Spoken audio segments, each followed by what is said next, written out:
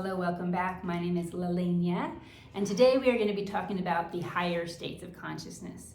So what is consciousness? In science, they term it the unified field. In spirituality and what we're talking about today, we term it as consciousness.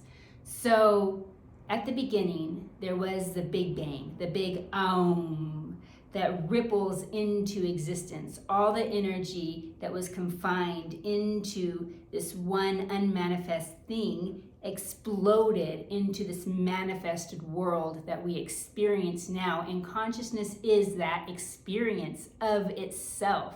Consciousness is spirit, is soul. Consciousness is awareness. Awareness, the witness. Consciousness is everything that we know as experience.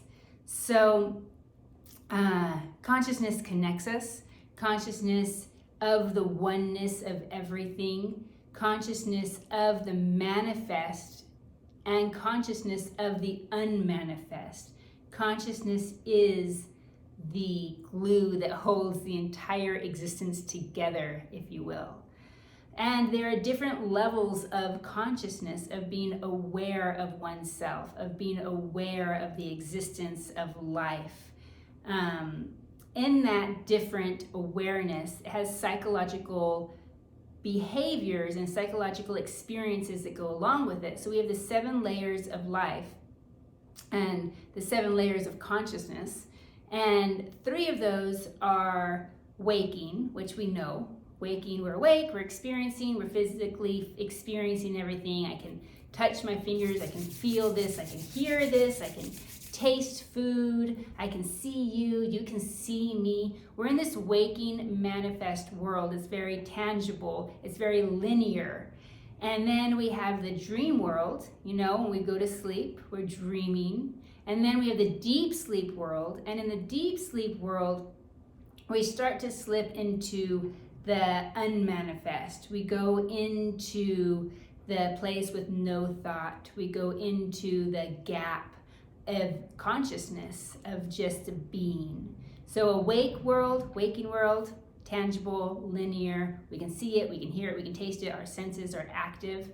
Dream world, everything shifts a little bit and things aren't as linear. They're more abstract. In a dream, you can be sitting here talking to me, and then all of a sudden you're in China or under the ocean, and it makes sense somehow in that dream. And when you're in the dream, you feel like you're really in the dream. That's your reality for the moment. And it's not until you come out of the dream that you call this physical world, the waking world, the reality. And the only difference is that you are deciding this is the reality versus the dream is the reality. So when you're in the dream, your psychological relation to the dream is reality. And when you're awake, your psychological relation to it is reality. So just in that one jump from waking to dreaming, you have a psychological shift. And no matter what state of consciousness you're in, that is your reality for that moment. So waking, dreaming, and then deep sleep, we slip into the gap. It's as if we are cleaning our entire being, like as if there's the street sweeper is coming through and just cleaning all the gunk out of the synapses and the neurons and all this junk that we get from all day, all the inflammation of information gets cleaned out and processed. And there's no thought, there's no doing. It's just literally being in that moment. And then we go to the next state, which is transcendental state of consciousness. And in that transcendental state, we are awake and we are meditating. But while we're meditating, we go into that same gap that we go into when we're in deep sleep. So when we're in a transcendental state, we connect with the witness within, and we are able to get the same benefits of deep sleep in the sense of clearing out the junk and the clouds and the gunk that are like inflaming our thoughts and our body. We get to clear out the mind and go into a meditative transcendental state while awake. and we can take that into our daily life.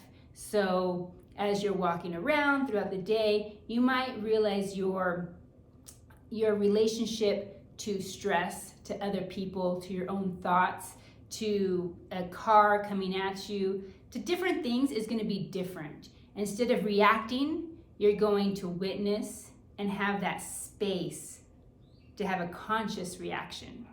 And in that conscious reaction, you start to change your psychology and your relationship to the world around you. And you'll notice that everything starts to relate to you just a slight bit different, and then a slight bit different. And that starts to ripple in your life that's unexpected. And then after transcendental, we have the cosmic. So in the cosmic, we start to experience miracles. We start to experience the synchronicities in life. The cosmic realm allows us to open up into experiencing miracles more in our life. From the cosmic, we go into the divine. And in the divine, we are so divine. No, I'm just kidding. So in the divine, we start to create miracles. We start to tap in to the power that we have in our life, that we really are the creator. In the cosmic, we're more of the watching the roles that we play.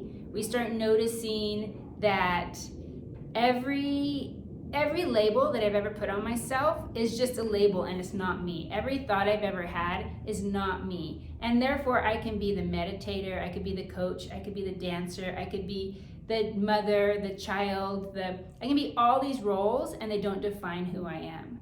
And when we go into the divine, we go past all of that even, and we notice that we are the creator of our reality, and we start to create the miracles in our life.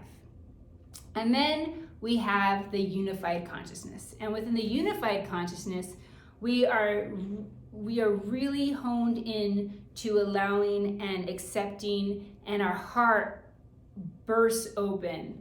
And we are in a state of unified wholeness with the unified field, with consciousness. We are consciousness. Consciousness is us. Everything that is external is internal. Everything that's internal is external. And it is perfect just the way it is. It's perfectly imperfect. It's perfectly everything that it needs to be. It is whole. And you start to realize that there's no separation between me and you. There's no separation between you and a flower. There's no separation from anything. Everything is unified, and everything is oneness. There's no duality left. And within that, we find just love. That it comes down to love. So there's no ladder. It's not like one day you're going to be in this unified field of consciousness, and that's where you're going to sit forever and you're on your throne of spiritual awesomeness. No, one day you're waking, one day you're in transcendental, the next moment you might find divine consciousness, the next moment you might feel like unified and then cosmic, and then you're just normal sleeping in your dreams. So there's no hierarchy here. It's just about being aware of the different experiences that you can have when you start going to deep meditations. And a lot of times people start to create stories around what it means when they feel like they are the universe.